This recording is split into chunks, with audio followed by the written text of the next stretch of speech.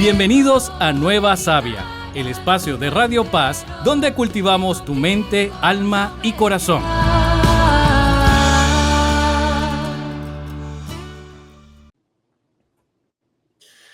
Bienvenidos a un nuevo capítulo de Nueva Sabia.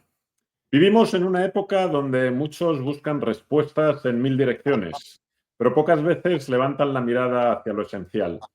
En este mundo que a veces está saturado de ruido, prisas, promesas fugaces, en ocasiones enfermedades, muchos jóvenes vuelven a descubrir casi con sorpresa que el corazón tiene sede hogar, ¿no? Y que ese hogar tiene padre y tiene madre. Hoy nos acompaña alguien que no viene a hablarnos desde la teoría, sino desde la experiencia viva, un testimonio íntimo, sencillo, profundamente humano tras una peculiar experiencia médica que, como en medio de su vida cotidiana, hoy Jorge Jansó, descubrió la presencia real, cercana y transformadora de Dios Padre y de la Virgen María. Así que bienvenido a Nueva Sabia, Jorge. Muchas gracias, Fernando. Gracias por la invitación y feliz Navidad a todos tus oyentes y a ti, a tu familia, a todo el mundo. Efectivamente, porque independientemente de cuando se emite este programa, estamos en plenas Navidades disfrutando de estas fechas. Así que vamos a empezar también, como siempre, con una oración de entrada en nombre del Padre, del Hijo y del Espíritu Santo. Señor, abre nuestro corazón para escuchar con humildad el testimonio de Jorge, que su experiencia nos recuerde que nunca estamos solos, que somos acompañados y sostenidos por tu amor, y que este rato juntos sea tierra fértil para nuestra fe y la de todos los que nos escuchan. Amén. Amén. Muy bien, Jorge, pues suelo empezar siempre con un santo beato, beata de la semana. En este caso he traído a colación a Luis María Griñón de Montfort, o San Luis María Griñón de Montfort, por su devoción a la Virgen, ¿no? Que me recordaba hace poco su enseñanza más célebre, de hecho la resumiría en a Jesús por María, ¿no? Porque nos recuerda que María no sustituye obviamente a Cristo, sino ni compite, ¿no?, con el amor de Dios Padre, sino que nos lo muestra, ¿no?, con esa ternura materna.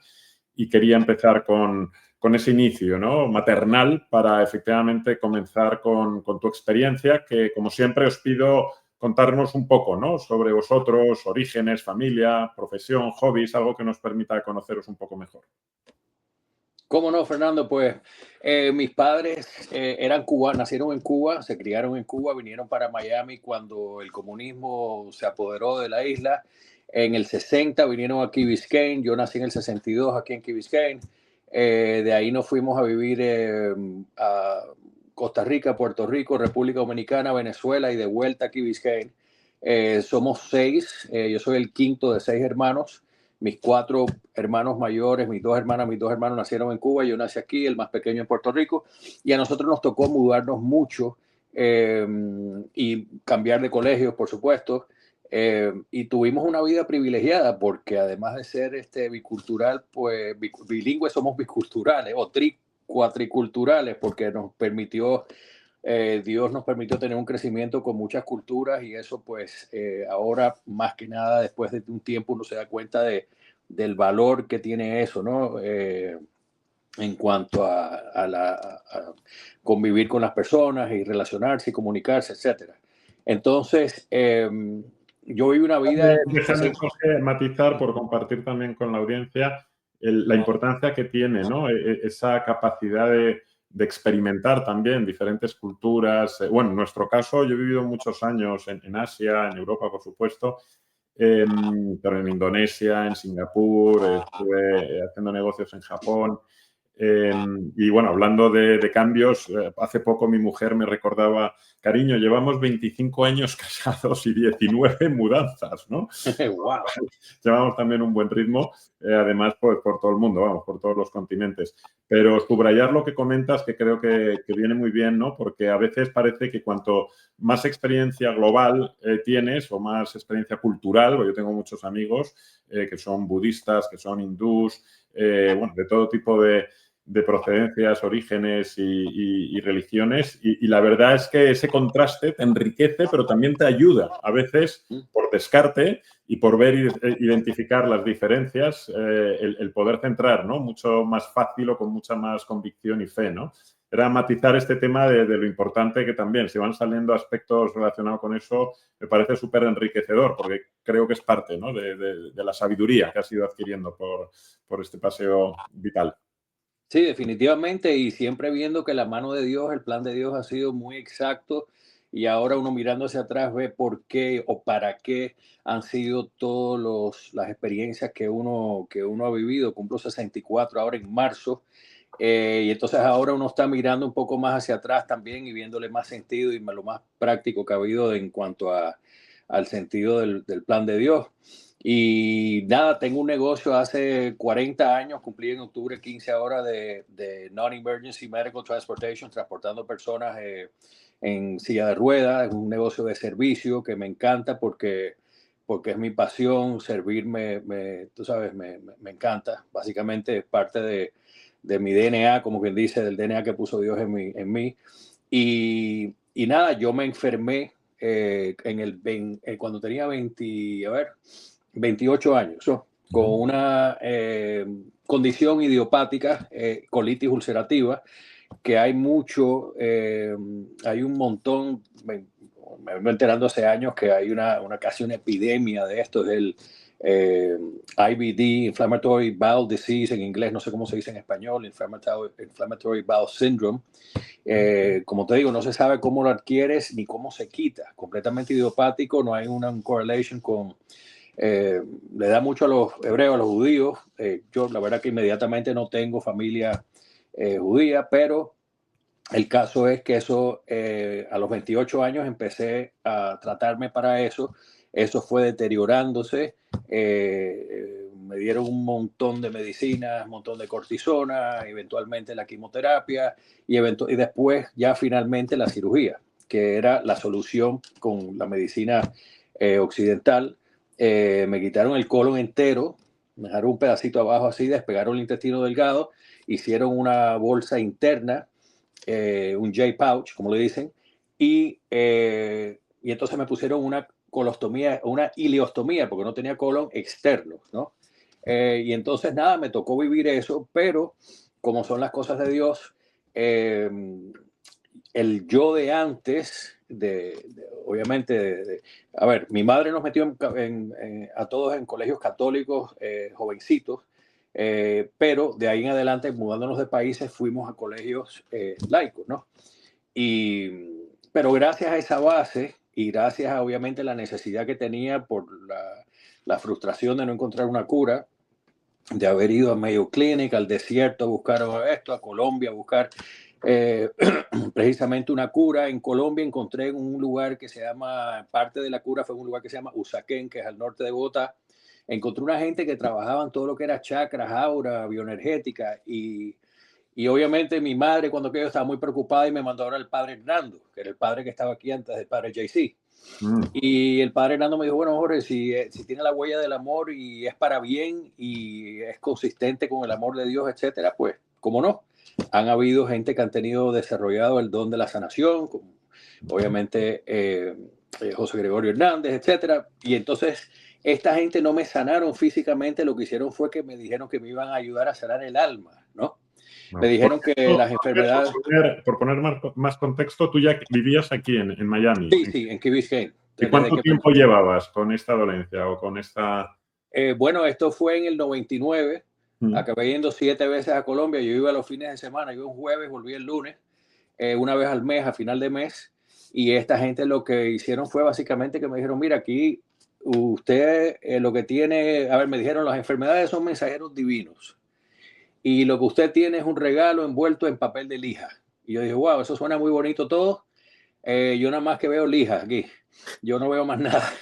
Entonces me dijeron, no, usted verá que esté cerrado por inventario esta limitación que tiene a nivel de cuerpo, ¿no? Porque yo no podía moverme mucho porque tenía que estar cerca de un baño. Era sangre, o sea, no quiero entrar en el detalle, obviamente, pero era muy limitante en cuanto a lo que podía hacer con mi vida, ¿no?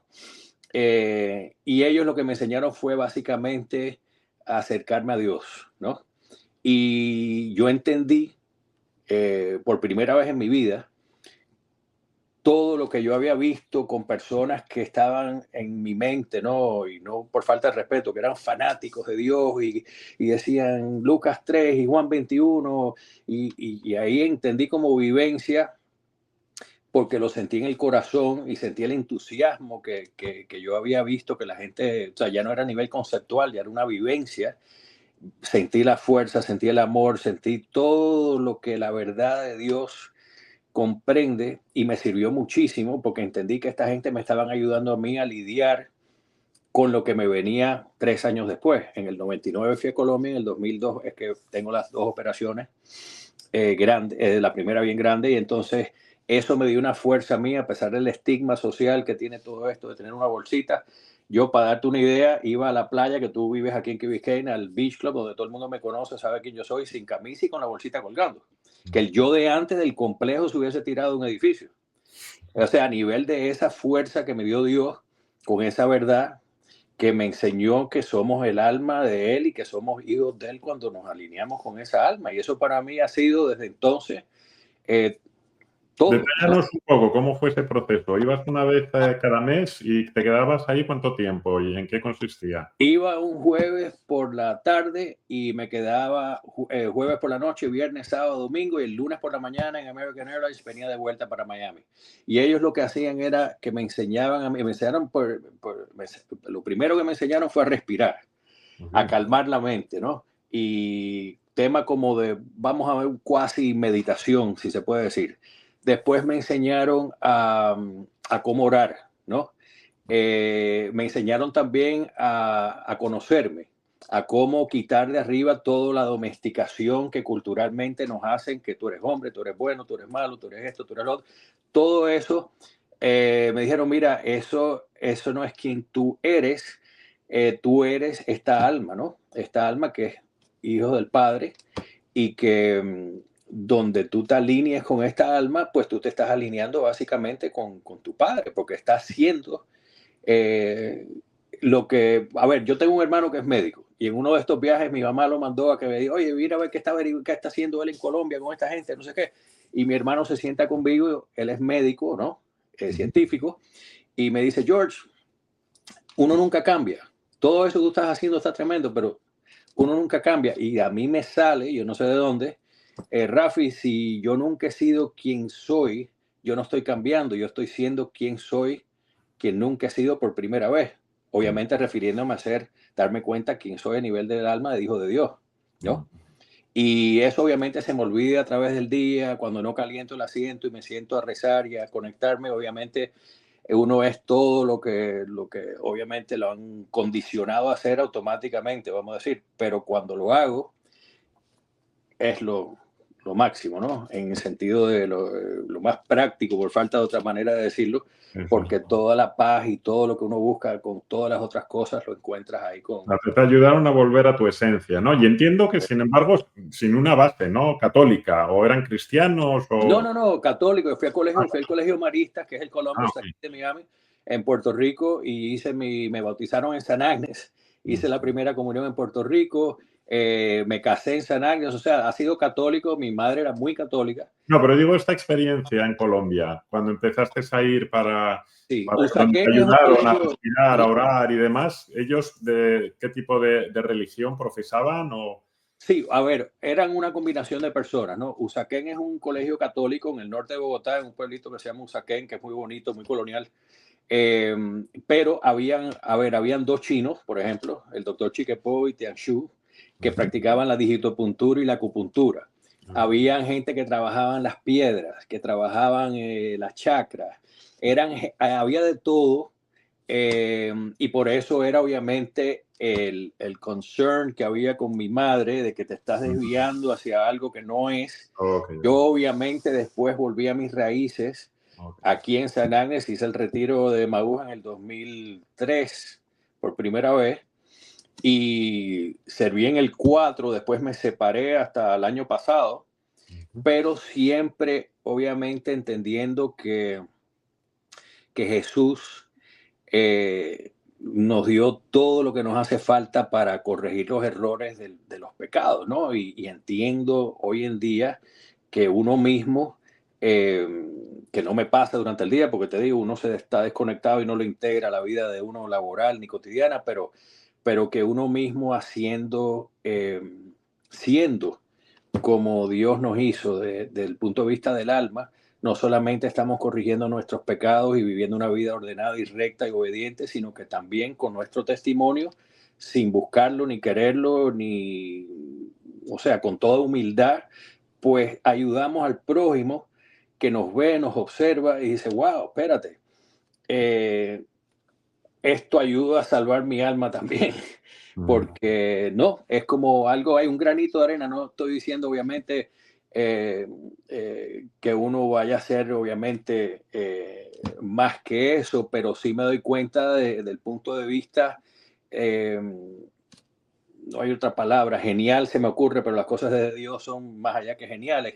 A mí me Que, que es difícil de describir, ¿no? ¿Y en qué momento descubres o empiezas realmente a entender que efectivamente era un regalo envuelto en papel de lija? ¿Cuánto tiempo te lleva a empezar a...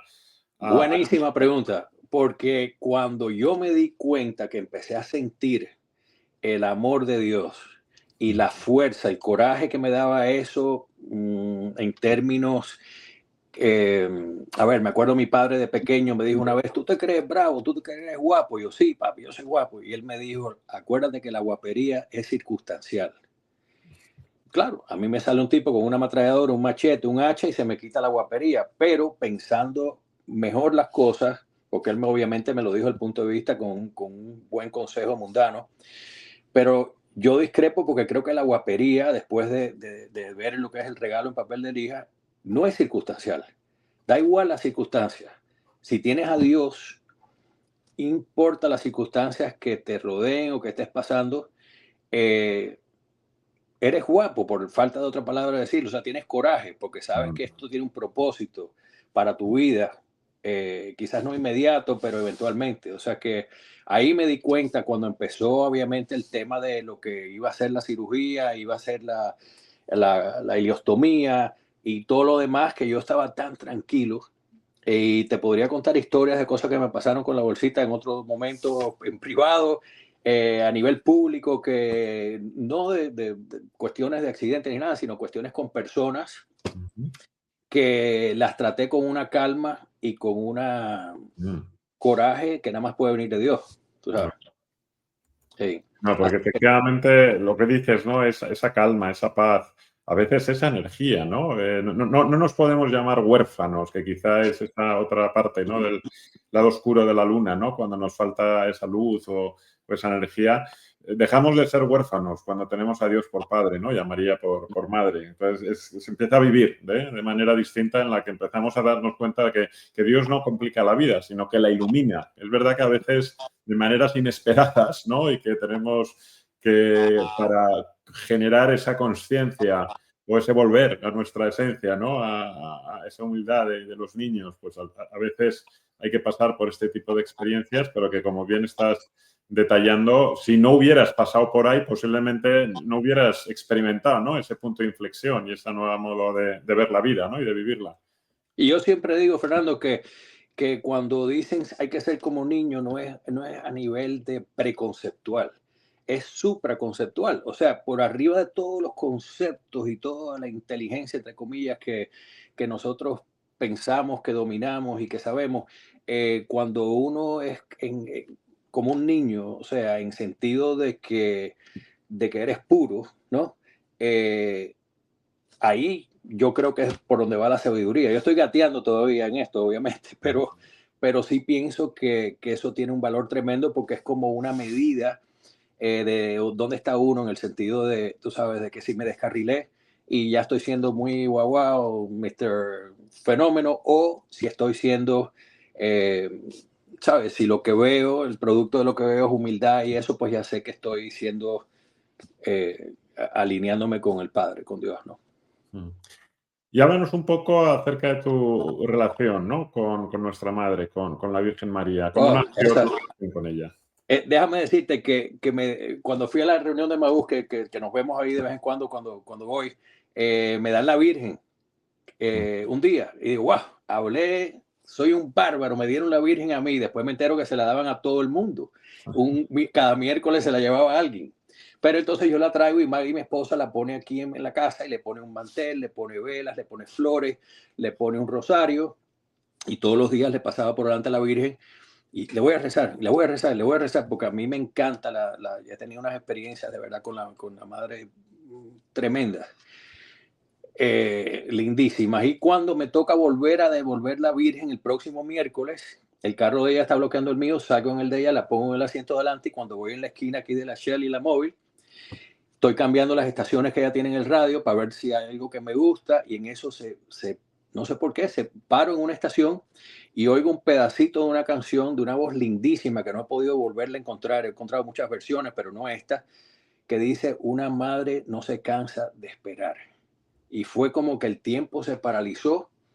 Yo sentí el amor, pero fueron ni siquiera un segundo, 2, 3 segundos. Fue una cosa, pero que fue, a ver, dejó una huella en esos 2 o 3 segundos que yo entendía que ella me estaba diciendo. Después, cuando lo pensé, cuando me recuperé, dije, wow, me está diciendo que me quiere eternamente, que me espera eternamente, que me tiene paciencia, o sea, con ese pedacito que tuve de experiencia, y que he tenido quizás un puñado de experiencias con ella en el pasado, ¿no? Y te das cuenta de que eso es algo real y que no es algo que uno buscó ni que se lo imaginó.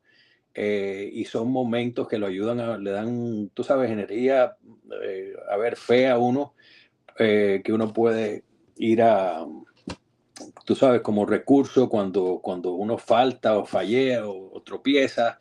eh, y te acuerdas de esos momentos y de los momentos que sí ha manifestado ese amor y esa solución o parte de lo que es el plan de la vida, y de verdad que es muy bonito. A mí para mí la Virgen es muy, ¿sabes? Muy especial. Empezábamos el programa, ¿no? Con San Luis María Griñón de Montfort, ¿no? De María es el camino más seguro, corto y perfecto, ¿no? Para llegar a Cristo. Y es verdad que muchas veces se nos olvida y es una gozada cuando entiendes, no desde el intelecto, sino desde el corazón, ¿no? Lo que comentas, ¿no? Que tanto el padre como la madre, ¿no? No se cansan de esperar y que Jesús es amor, perdón incondicional. Pero cuando consigues lo que describes, sentir, vivir, ¿qué significa eso? No simplemente que te entre por uno y te salga de otro, sino realmente estar en el contexto adecuado y sobre todo con la predisposición adecuada para profundizar, ¿no? E ir más allá de qué significan todas esas cosas que muchas veces las hemos escuchado, ¿no? En numerosas ocasiones, pero no tiene nada que ver el significado, ¿no? Desde el espíritu que el que interpretamos o procesamos desde la mente, ¿no? Y en ese sentido, pensando en estos jóvenes, ¿no? Que a veces también sienten a Dios más como un juez o no lo sienten cercano, ¿qué les dirías desde tu experiencia? ¿Cómo podrían empezar o qué práctica recomiendas para que puedan empezar a por lo menos a acercarse, ¿no? Algo más. Mira, yo me considero preadolescente en cuanto a mi fe y en cuanto al camino todavía, y lo único que les puedo compartir a ellos desde el punto de vista de referencia, ¿no? Es que, mira, hubo un almuerzo para los seminaristas aquí en el Farito, aquí en Biscay, ¿no?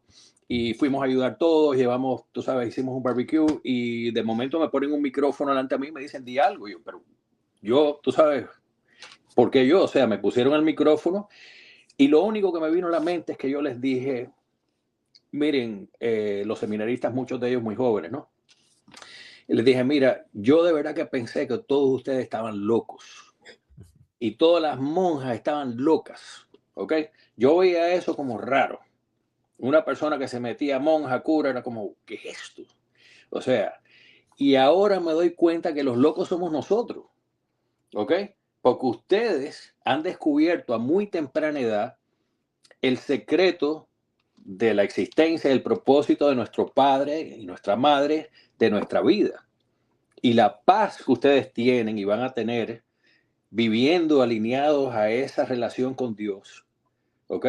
Ninguno de los locos que no somos cura ni monja la va a tener por mucho. O sea, ustedes de verdad que tienen ese. Entonces, cuando tú eres joven y tú descubres esto y lo práctico que es esto, y la paz y el propósito que te da y lo bonito que es esta relación con Dios, yo pienso que hay que vivirlo. Obviamente, como tú decías anteriormente, la vivencia, no como concepto, sino como vivencia, a la vez que la pruebas y la vives y va creciendo esa relación, porque obviamente como cualquier relación tienes que pasar tiempo con él y con ella, ¿no? Y eso te puedo decir, le podría decir a cualquier joven, que yo me considero joven en la fe todavía, es como dicen, el tesoro más grande que pueden tener, buscar en el resto de la vida siendo jóvenes, y todo viene para algo y por añadidura, por un propósito divino, y si se agarran a esa fe y a ese propósito, eh, yo creo que básicamente, sin complicarlo mucho, ese es lo único que yo podría, tú sabes, compartir, ¿no? Eh, que de verdad que es a mí me demoró años, obviamente, y me demoró, o sea, Dios tuvo que darme a mí el tamaño de la resistencia y la limitación que me dio, porque yo era una bala perdida, ¿no? Y para poder decir, espérate un momentico, recógete, serénate, armonízate, sosiégate y siéntate, porque tú sabes, ahora es que viene tu momento, tu regalo Yo la verdad que también estaba completamente, viví una vida materialmente súper, tú sabes, bien. Eh, Pude tener las cosas que no tuve cuando niño. O sea, mis padres obviamente trabajaron muy duro y éramos 6. Entonces, en temas de carros, de viajes, de esto, lo otro, y decía, cóchale, pero no soy feliz. Tengo lo que se supone que tienes que tener para ser feliz. Eh, y obviamente siempre en términos de descrestar a la gente y de pasar el examen y de calificar. Y decía, bueno, pero es que esto me siento, tú sabes, ya he hecho todo esto, pero me siento mal. O sea, que por aquí no es. Y entonces, exactamente en el momento preciso, vino, tú sabes, el momento donde se ponía más aguda la situación de salud. Y yo recé precisamente le recé a Dios muy fuertemente una vez para que me diera, tú sabes, una sanación. Y no pensé que la sanación iba a tener, obviamente, el camino del cual hablamos ahora, de que primero me estaba sanando el alma y por decirlo de la manera que lo decían ellos, y después entonces venía la sanación física, ¿no? Entre comillas. Y yo subrayaría ahí, Jorge, de lo que estás comentando entre líneas y que afecta, y yo creo que es más fácil de entender, ¿no? En otros ámbitos, como, yo qué sé, en mi ámbito, por ejemplo, como economista o empresario, en el ámbito de los negocios, al final es acción. O sea, al final tú lo que dijiste es esa acción, yo a veces digo acción masiva, obviamente en el ámbito más terrenal o de negocios con cabeza. En el ámbito espiritual, acción masiva con corazón, o sea, es decir, estate dispuesto a experimentar, a vivir con valentía. Valentía significa salir más allá de nuestra zona de confort y que obviamente es incómodo y no sabemos qué va a acontecer, pero ese sincretismo del que hablabas, ¿no? De, oye, pues tienes gente que utiliza diferentes maneras, ¿no? Para aproximarse a esa raíz y que al final es diferentes vías de acercarnos a Dios. Pero la única manera, desde luego, no es desde la barrera, ¿no? O sea, no es intentando a ver si sucede algo. No, tenemos que dar un paso adelante, ¿no? Es ese surrender, ¿no? O es ese confiar. Para eso es verdad que necesitamos a veces incluso combinar, ¿no? En lugar del libro este que hace poco os compartía, ¿no? En lugar de either or, o sea, no es una cosa u otra, es both and, ¿no? Es las dos cosas. A lo mejor empieza en un proceso transicional, como tú bien dices, esto no se trata de un punto de inflexión de pasar de blanco a negro, es un punto transicional de grises, que van de más gris a más blanco, pero que obviamente lleva su proceso y que la única manera de evolucionar y de crecer es a través de esa acción masiva y de la que nos va a ir proporcionando aprendizajes, con a veces incluso arriesgándote a lo que comentas, ¿no? A que te etiqueten, o a que te llamen fanático, como decía hace poco aquí a jóvenes, ¿no? Acerca de los cristianos, es que los cristianos sois fanáticos y les decía, sí, efectivamente, y utilizaba el acrónimo que aparece en todos nuestros aeropuertos cuando venimos a casa de MIA, ¿no? De Miami, MIA, somos fanáticos de la misericordia, de la inclusión y del amor. O sea, qué maravilla ser fanáticos, ¿no?, de esas tres cosas. Así y ese es. es nuestro propósito, ¿no?, evangelizando y compartir a los demás, ¿no? Que, oye, si todos pusiéramos un granito, ¿no?, en esa dirección, pero desde el punto de vista existencial, no desde el punto de vista intelectual, porque podemos debatir todo lo que queramos, pero que hasta que no lo vivimos es muy complicado entender, como bien decías, ¿no?, al principio. Consecuentemente, en esta línea, ¿qué prácticas sencillas recomendarías para esos jóvenes que quieren descubrir a Dios, Padre, a María, pero que no saben por dónde empezar? Pues yo te diría, Fernando, que cada uno, yo creo que tenemos una manera única de acercarnos a Dios y yo creo que uno se va dando cuenta, ¿no? Cuál es la relación única, personal de crecer hacia el padre y la madre. Eh, yo creo que encontrar eso y siempre, obviamente, la comunión, el rosario, ir a misa. Yo mientras más hago el hábito y la disciplina de pegármele a Dios, oye, mejor estoy, mejor me va, mejor. Yo a los jóvenes les diría simplemente una cosa, que los americanos tienen una expresión que se llama the long game, pensar a largo plazo, ¿no? Y yo creo que el crecimiento de nosotros hacia Dios es como un árbol, que no lo vamos a ver ni un día, ni otro día, ni una semana, ni un mes, pero con el tiempo sí vamos a ver cómo vamos poco a poco volviendo al Padre, como el Hijo pródigo, eh, y veamos viendo, yo creo que una combinación. En el caso mío me ha gustado mucho leer un montón, he leído como loco, sobre todo en la época esa que estuve cerrado por inventario. Ahora me acabo de leer, bueno, me faltan 15 páginas, el notebook, el diario de Santa Faustina de Kowalska, y ir al Santísimo y leer. Y como te digo, para todos es único, siempre que vean que hay un para qué, hay un propósito a largo plazo en la vida, que no traten de que todo sea tan instantáneo en la fe como lo es el resto de la vida de hoy en día con toda la tecnología, sino que lo miren más desde el punto de vista de que su vida fue hecha por Dios para un propósito, y que los años que vivamos aquí y los problemas y las dificultades y los challenges que tengamos aquí son para bien y para algo a largo plazo. Si podemos verlo a corto plazo, bárbaro, buenísimo, una bendición. Pero si no, que siempre tengan la fe de que todo es para bien, aunque no lo parezca. Eh, y ¿cómo se llama? Y te digo, igual que tú, habiendo vivido en muchos lugares, hables el idioma que hables, vivas donde vivas, todas las almas son iguales, todos somos hijos de Dios y todos tenemos un propósito aquí en esta tierra muy específico. No lo vemos porque obviamente culturalmente, pues si no estás en la iglesia, en la religión, pues no te habitúas a tratar de verlo, pero yo estoy convencido obviamente de que es así, y esa fe, si los jóvenes la pueden cultivar y la pueden expander y pueden vivir una vida con eso, sería una bendición porque se ahorrarían un montón de sufrimiento, de estrés, de confusión, una cantidad de cosas que tú sabes que el amor de Dios completamente disuelve, ¿no? Y yo creo que ya más de ahí, hasta ahí llego. Más de ahí. No, bienvenidas sean todas estas perlas. Yo añadiría incluso que cuando hablas de long game o largo plazo, en nuestro caso es el mayor largo plazo, ¿no? Es la vida eterna, que a veces yo lo veo como leí hace poco, ¿no?, acerca del proleptic joy, que supongo que en español se traduciría como alegría proléptica, que es esa sensación que vivimos antes de que algo que sabemos que va a suceder suceda. Es como cuando estás preparando las vacaciones o cuando sabes que vas a ir al cine a ver una peli que te apetece, o esos momentos previos.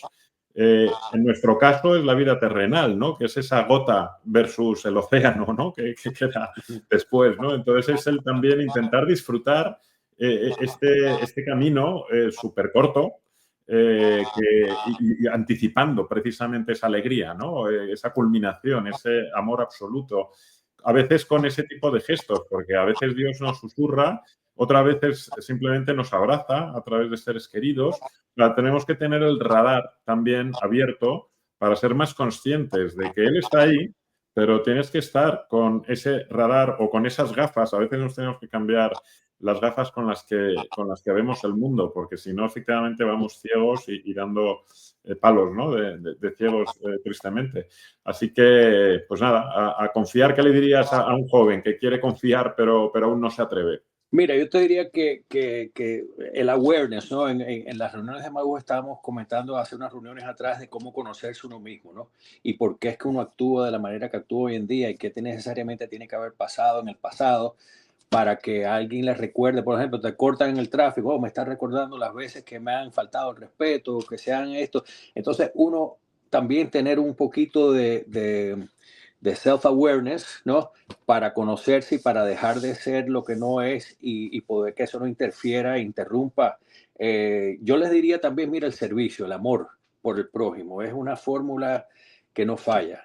A mí siempre me gusta un cuento, voy a hacer la versión corta de este niño que se llamaba Shaya, no sé si conoces el cuento que tenía el síndrome de Down y le encantaba jugar béisbol, iba con el papá a ver a los niños normales jugando béisbol. Y quieren meter a Shaya en el juego y todos protestando, desde el punto de vista del ego, querían ganar, etcétera. Y bueno, meten a Shaya, lo ayudan a batear, da un roletazo por tercera pequeño y el de tercera base, en vez de tirar la pelota a primera base, la tira hacia el right field, la bota. Y entonces todo el mundo ve esto, ayuda a Shaya a correr a primera. Cuando llega a primera, el primera base le dobla los hombros, le dice corre a segunda y el de right field agarra la pelota, en vez de tirarlo abre en segunda, la bota al left field. Bueno, resumidas cuentas, Shaya anota. El padre se siente súper bien, Shaya se siente bien, el equipo que lo ayudó se siente súper bien, el equipo que estaba obviamente viendo que iban a ganar porque Shaya había anotado, no se sintió bien porque ganaron, se sintió bien por lo que vieron. El público entero que vio eso se sintió bien porque lo presenciaron, observaron el servicio, el amor por el prójimo, la caridad, todo eso. Y eso yo creo que a los jóvenes, si se acuerdan de que eso es lo que somos todos, ¿no?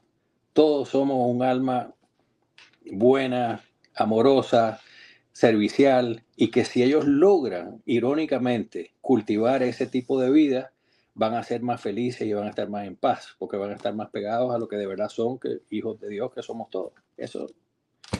Qué bueno, qué buena anécdota y qué mensaje. Y este es un clarísimo ejemplo de lo que estábamos hablando, ¿no? Que la verdadera revolución es descubrir que somos amados y que podemos amar, ¿no? Y seguramente este partido de béisbol lo recordarán para el resto de su vida, ¿no? Sí. Versus muchos otros que a lo mejor pegaron palizas al otro equipo, ¿no? Y lo que tú mencionas a nivel vivencial, a nivel no de lo que vieron, sino de lo que sintieron, ¿no? Que eso no tiene, o sea, es únicamente lo que viene de Dios. Esa es la memoria, yo creo que grande que tiene este tipo de servicio que siempre, y no para hacer, ¿cómo se dice? Virtue signaling en español. Sí, una señal virtuosa, ¿no? Sí, no, hacerlo completamente dado de corazón y...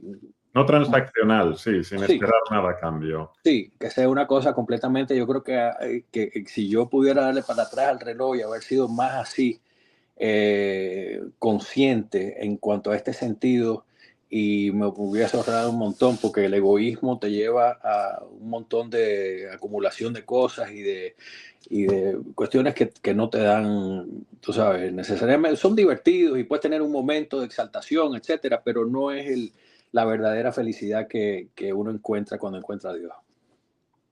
Pues, Jorge, buenísimo. Estos son los regalos y los frutos que te encuentras en este camino espiritual.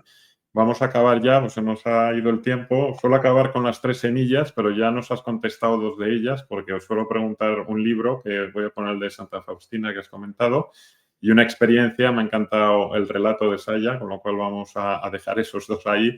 Y ahora un sueño o un propósito que aún te ilusione cumplir. A mí lo único que me ilusiona cumplir es hacer las cosas bien el tiempo que me quede en este plano terrenal para poder llegar de vuelta a casa, al Padre. Ese es mi único, lo demás yo trato de integrar esto a nivel mundano con el trabajo y todo, pero es tan difícil y uno se vuelve como casi dos personas porque es muy difícil porque el lenguaje no lo entiende todo el mundo, entonces tienes que hablar el lenguaje mundano para poder ser efectivo en cuanto a la materia, que es donde vivimos, ¿no? Pero sí, yo en mi vida, vamos a decir, secreta, si se puede decir, todos tenemos la vida pública, privada y secreta. Bueno, la vida no tan secreta, pues la verdad que lo único que quisiera es hacer todo lo correcto en el tiempo que me queda para llegar a, como tú bien mencionaste, a la meta eventual, que es llegar a casa. Exacto, ¿no? Y que a veces utilizamos otros eufemismos, pero que en definitiva es la búsqueda de nuestra propia santificación, ¿no? Que es, bueno, buscar nuestra mejor versión, ¿no? A través de los demás y dando lo mejor de nosotros. Con ese mensaje final, especialmente dirigido a los jóvenes, vamos a acabar, Jorge. Muchísimas gracias por la autenticidad de tu testimonio, que ha sido buenísimo. Gracias a ti. Y gracias a los demás que nos escuchan por seguir buscando con nosotros esa savia que nutre el alma. Como siempre sabéis, el email y los enlaces a YouTube, Instagram y plataformas de audio los podéis encontrar en el resumen del episodio y, como siempre, también pues escribirnos para proponer temas, invitados, y hasta el próximo episodio. Que la alegría os acompañe. Hasta pronto, Jorge. Nos vemos. Gracias, Fernando. Que tengas un buen año.